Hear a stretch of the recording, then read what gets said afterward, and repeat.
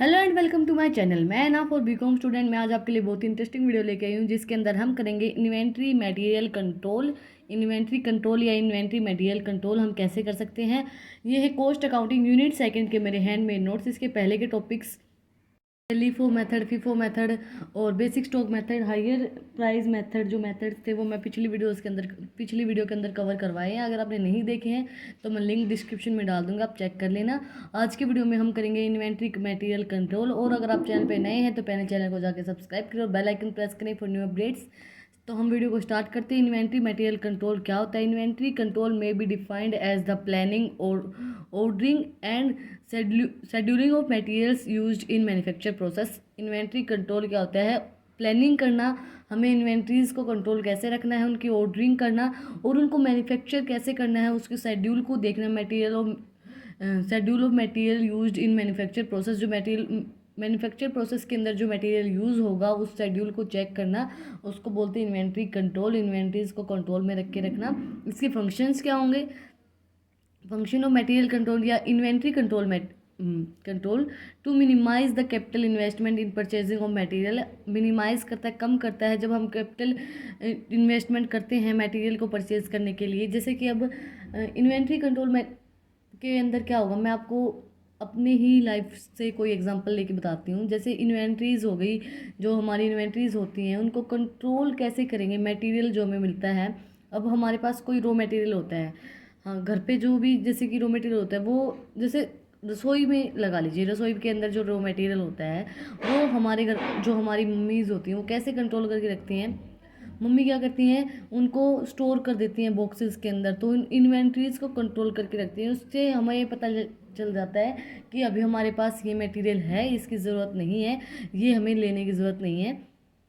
तो हमें हमारी परचेजिंग को कम करता है, परचेजिंग ऑफ मटेरियल हमारा कम हो जाता है। हम फिर अगली बार अगर हमारे पास वो रसोई में सामान है तो अगली बार हम उसको नहीं लेके आते हैं, तो उसको यूज़ करने में ये हेल्पफुल होता है। तो इसी तरह से कॉस्ट अकाउंटिंग के अंदर ये जो कैपिटल इन्वेस्टमेंट है इसको मिनिमाइज करता है, जो परचेजिंग मटेरियल है उसको कम करता है। उसके बाद to check every of theft, wastage and spoil of material.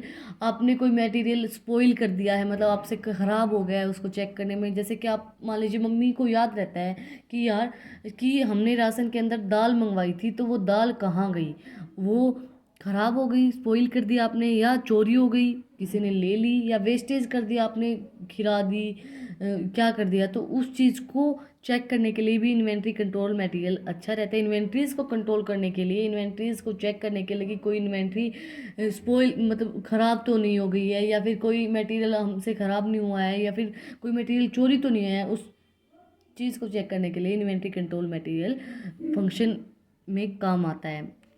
उसके बाद to keep sufficient record of the material which has been sent to the store.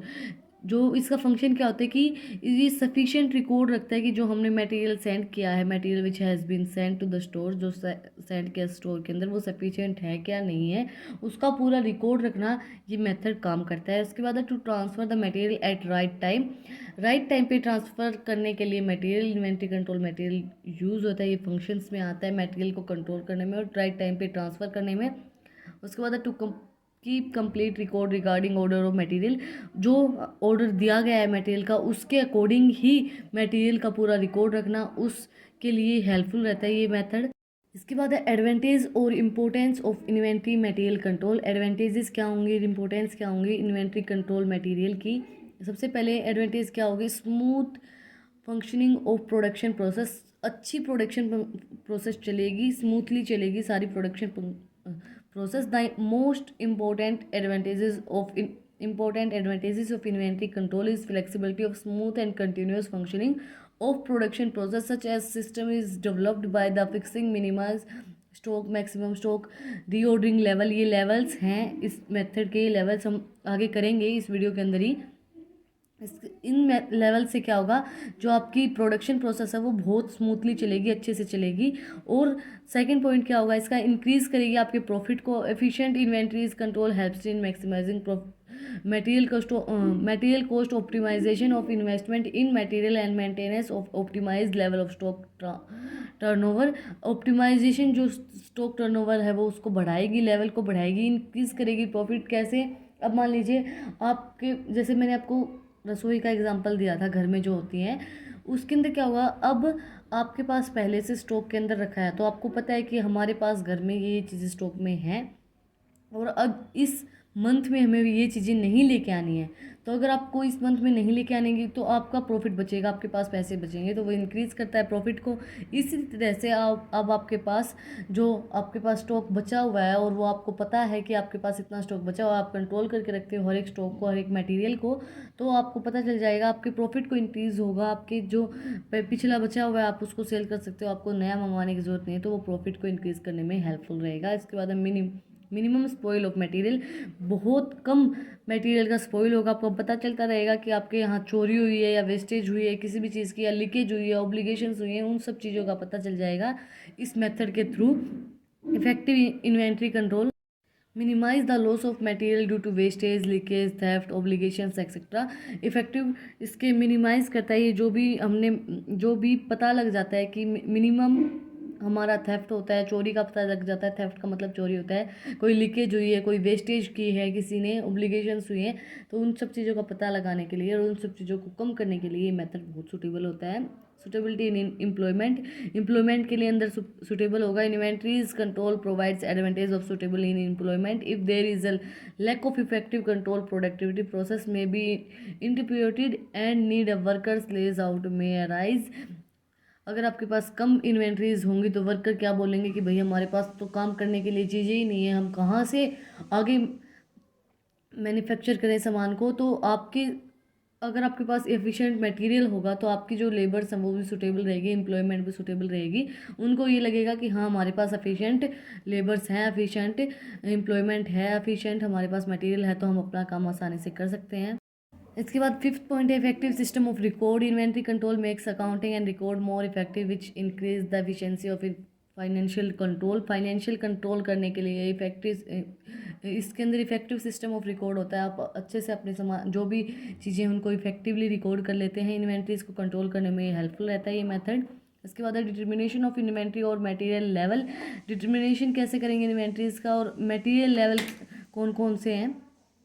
To avoid overstocking and understocking, each items of inventories has maximized level, minimum level and order point. इनके 3 point हैं, 3 level हैं जो अब हम करेंगे। Maximum level क्या होता है, it is a submit to upper level and keeping the material in stock and also known as maximum limit or maximum stock. It indicates the maximum quantity of the inventories items which can be stored by at any given time. जिस time पे वो given time होता है उसके ऊपर जो वो उन्होंने इन्वेंट्रीज को कंट्रोल करके रखा है, स्टोर करके रखा है, ये हमें बताता है मैक्सिमम लेवल कि हमारे पास मैक्सिमम क्वांटिटी कितनी है मटेरियल की। उन सब चीज़ों को बताने के लिए मैक्सिमम लेवल यूज़ होता है। इसका फॉर्मूला क्या होगा, हम कैसे मैक्सिमम लेवल को निकालेंगे, ऑर्डर पॉइंट के अंदर से माइनस करेंगे मिनिमम वेस्टेज रेट, जितना हमने वेस्टेज रेट किया, वेस्टेज रेट जो है उसको मल्टीप्लाई करेंगे वेस्टेज रेट को मिनिमम लीड टाइम से, और प्लस करेंगे इसके अंदर EOQ, इकोनॉमिक ऑर्डर क्वांटिटी, और रीऑर्डर क्वांटिटी, इनको हम प्लस करेंगे।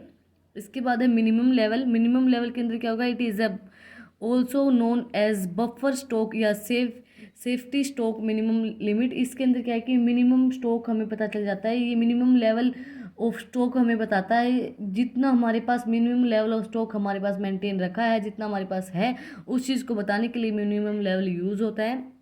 इट इज़ ऑल, ये तो हमारा हो गया। It is also known as buffer stock, safety stock, minimum level limit और minimum stock. It indicates the minimum level of stock that should always be maintained in stock so that there is no risk on stoppage of production. जो भी production है उसकी stoppage नहीं होगी, आपकी जो production चलती रहेगी अगर आपके पास मिनिमम स्टॉक होगा। तो मिनिमम लेवल ऑफ स्टॉक हमें ये बताता है कि आपके पास मिनिमम लेवल अभी इतना है, स्टॉक आपके पास अवेलेबल इतना है, उसको मेंटेन करके रखता है। और फिर अगर आपको पता चलता रहेगा तो आप मंगवाते रहेंगे, तो उससे हमारा क्या होगा कि उससे हमारी जो रिस्क है अपने प्रोडक्शन का बंद होने का, वो रिस्क कम हो जाता है, आपके जो प्रोडक्शन है वो रुकेगी नहीं। इसका निकालने का फॉर्मूला क्या होगा, ऑर्डर पॉइंट के अंदर से हम माइनस करेंगे एवरेज यूसेज रेट, जो एवरेज जितना हमने यूज़ किया है उसको, और उसके अंदर मल्टीप्लाई करेंगे एवरेज लीड टाइम, तो हमारा मिनिमम लेवल ऑफ स्टॉक निकल आएगा, मिनिमम लेवल निकल आएगा। उसके बाद हम methods and techniques of inventory material control, ये मेथड्स हैं इन्वेंट्री मटेरियल कंट्रोल के, हम इन्वेंट्रीज मटेरियल कंट्रोल को किस किस मेथड से निकाल सकते हैं, किस किस मेथड से कर सकते हैं। मैं आपको एक बात बता दूं, मैं प्रैक्टिकल क्वेश्चंस नहीं करवाती हूँ, क्योंकि मेरा ये मानना है प्रैक्टिकल क्वेश्चंस बच्चों को फेस टू फेस या बोर्ड पे ही समझ में आते हैं, वीडियोस के थ्रू आप प्रैक्टिकल क्वेश्चन नहीं समझ सकते हैं। तो इसलिए मैं सिर्फ कॉस्ट अकाउंटिंग की थ्योरी करवाऊंगी, प्रैक्टिकल क्वेश्चन नहीं करवाऊंगी। थ्योरी भी इनफ होती है एक कॉलेज के स्टूडेंट के लिए, क्योंकि जब आप एग्ज़ाम देते हो तो उसके अंदर क्या होता है कि एक क्वेश्चन प्रैक्टिकल आता है तो एक क्वेश्चन थ्योरी आती ही आती है, तो ये कंपलसरी होता है, तो आपको कोई दिक्कत नहीं आएगी अगर आप थ्योरी भी पढ़ेंगे तो इसलिए method and techniques of inventory material control, मैं एक क्वेश्चन पेपर भी सोल्व करवाऊंगी कॉस्ट अकाउंटिंग का, जिसके अंदर आपको मैं पूरी थ्योरी करवाऊंगी। ये सिलेबस कंप्लीट होने के बाद मैं आपको पूरी थ्योरी करवाऊंगी जो कॉस्ट अकाउंटिंग के अंदर है, और जो क्वेश्चन पेपर के अंदर जो आई हुई है आप मैच करके देख लेना, जो मैंने सिलेबस करवाया है और जो क्वेश्चन पेपर में आया सेम आप उस पेपर को ईजिली अटैम्प्ट कर सकते हैं थ्रू माई वीडियोज़। तो ये मेथड्स हैं, budgetary techniques for investment planning, selective inventory control technique, techniques to decide the economic order quantity, techniques to determine the various limit level of inventory, and among others to decide when to purchase, perpetual inventory system and the system of store verifications, assignment of slow moving stock, control rights। ये है budgetary techniques क्या होती हैं, for the purchase of raw material and stock but we requires in purchase budgets to be prepared in the terms of quantity and value involve.